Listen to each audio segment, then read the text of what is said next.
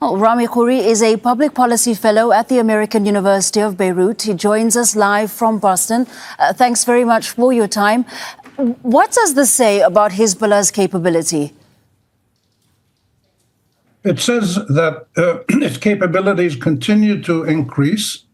The sophistication of its aerial surveillance, its ability to evade Israeli defensive facilities, and its willingness to provoke the Israelis all the time, as well as to carry out more and more sophisticated psychological warfare against the Israeli population. You have to remember the Israeli government and military is in a very difficult position now. The military is exhausted because of Hamas, even because of the fighting in Gaza against Hamas. Many generals have spoken publicly in Israel about the need to resolve the hostages issue peacefully through negotiations and not to continue fighting. They're running out of ammunition, spare parts, trainers.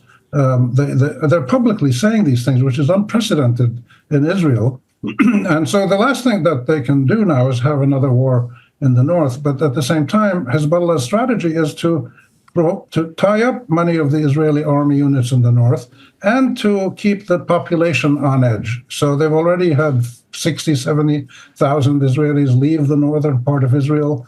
The school year is not going to start as many Israelis hoped it would, so these people are going to stay away for a while more. So it's a combination of military strategy, psychological warfare, and technical capabilities, all wrapped into one. Well, given the developments we've seen, including this and the prolonged war in Gaza, are concerns around an escalation of hostilities justified? Well, concerns about escalation between Hezbollah and Israel have been there for years and years, and it gets more intense now because of the Hamas fighting in Gaza and the expansion of the fighting to include the Ansarullah, the Houthis in Yemen, some popular mobilization force units in Syria and Iraq, and Hezbollah in Lebanon.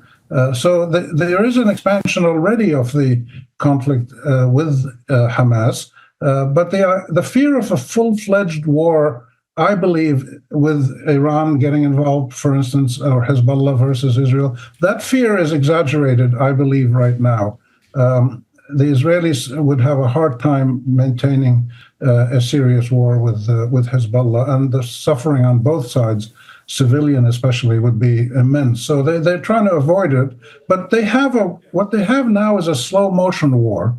This isn't anymore just tit for tat, one for one. The Israelis have killed around 450 Lebanese between Hezbollah people and civilians, including some Hezbollah commanders in the south. The Hezbollah has killed around 31 or 34 Israelis, civilian and military. But Hezbollah has shown its ability to reach the military bases and other sites like the port in Haifa and places like that. So there is a war already going on, but it's a low-intensity, slow-motion war with Hezbollah. And this is what both sides are willing to do right now. And of course, none of this is in isolation. The UN Special Coordinator for Lebanon has said that solutions to such hostilities don't only lie in Lebanon, and has expressed hope that a Gaza ceasefire deal could resolve them. Do you agree with that statement?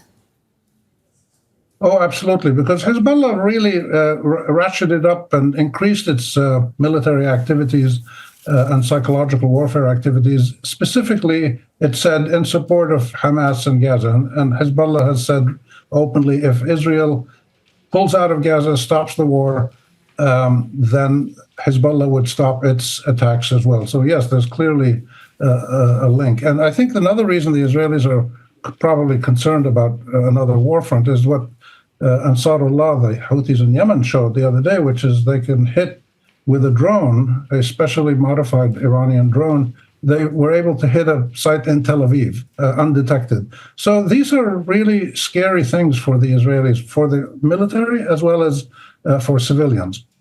All right, Mr. Rami Khouri, a public policy fellow at the American University of Beirut, thanks very much for your thoughts on this. Make sure to subscribe to our channel to get the latest news from Al Jazeera.